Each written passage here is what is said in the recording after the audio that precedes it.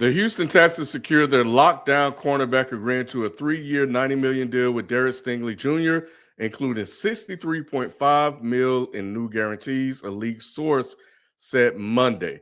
The extension gives Stingley the highest annual contract for a cornerback in NFL history. Are the Texans moving in the right direction after a somewhat disappointing season? Yeah, I'm cool with that move. You always got to retain the players that perform that you draft. Now, the only thing I question about the Texans this offseason is getting rid of Laramie Tunzel with already a questionable O-line outside of him. But in terms of the defense, yeah, you locked down one of the best corners in the league. And the whole quote of the highest paid quarterback ever NFL history, next year that's going to happen again. So it is what it is. So I don't take too much stock into that. I think this isn't a bad move at all for the Texans. However, I'm worried I think they letting Stephon go. I'm more worried, like FIFA was saying, about their offensive line. I know Doghouse punk ass wasn't he did all them posts about all these free agent moves. Ain't mentioned the Bengals, but he made sure he mentioned this one. I think you need to worry about that offensive line, but that's like, again, 25 other teams can say the same thing. Main thing is more about the offensive coordinator that they fired and they now replaced for CJ. I think CJ is. This could be a coming up on watch segment, Ken, as far as CJ Stroud, just because in that division, it's not as they're the best team by default, as we can say, since they won it the last 2 years. But if Tennessee could do the same thing and draft a quarterback and have a great season, and then we'll see something different as far as how that division plays out. But the Texans only won 10 games last year. There was only one game above the Bengals, so it wasn't like it was a overall phenomenal season following up his great rookie season. But I'm interested in seeing what other moves they are still going to make, especially coming up in this draft, because they again, like everybody else, they got to address the trenches. But this is a good move. I mean, you can't. Stingley's a great. He was one of their top 5 picks. So again, they re-signing the players that they draft. But it's also more about looking forward, like how are they going to help CJ more? Yeah, I agree. Stingley's a great defensive player. So yes, re-sign him. This got more to do, as Nick alluded to, with CJ Stroud. Like, he had a very mediocre sophomore season.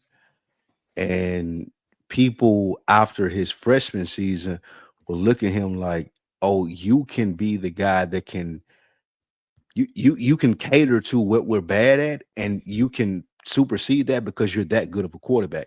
And I think the second season, we didn't see that. We saw somebody who was barely able to make up for the flaws that this team had. So this signing was good.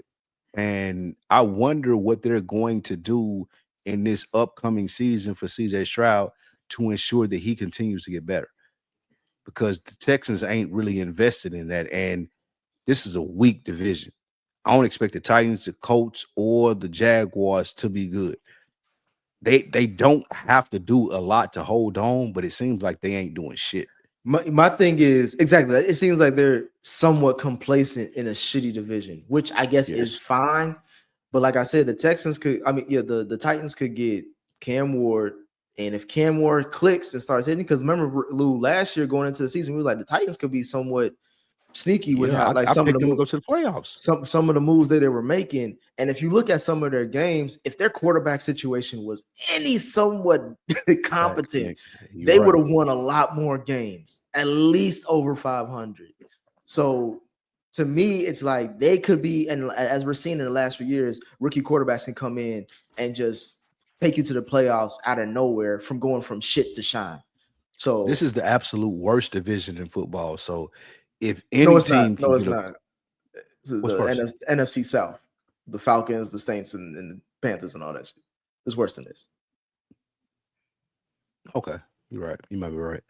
But if the Titans get a good quarterback, they will be able to compete with the Texans, who are the best team in this division.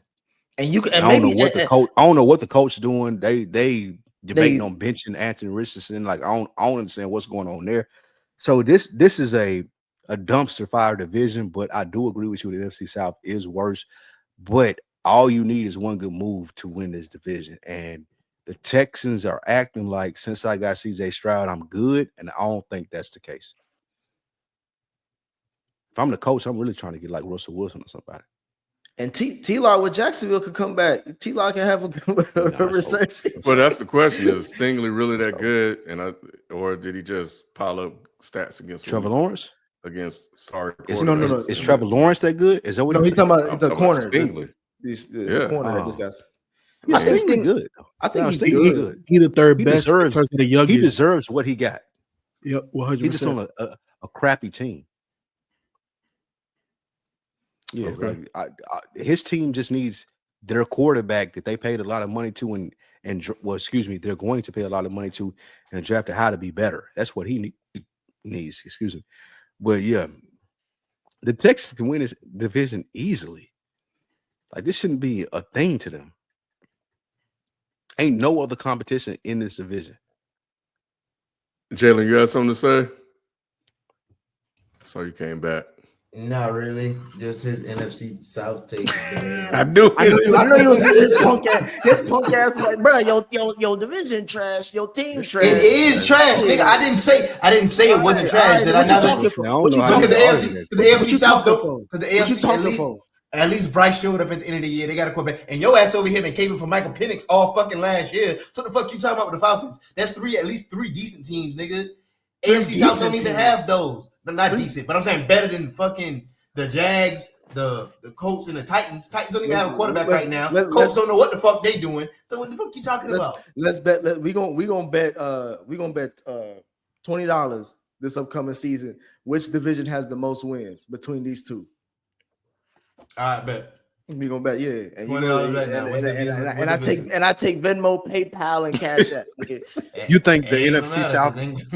You think the AFC South can have more wins than the NFC South? Yes. What about the Bucks? That's what I'm saying. What about them? The Bucks, the best team out of all of those teams. That's not saying much.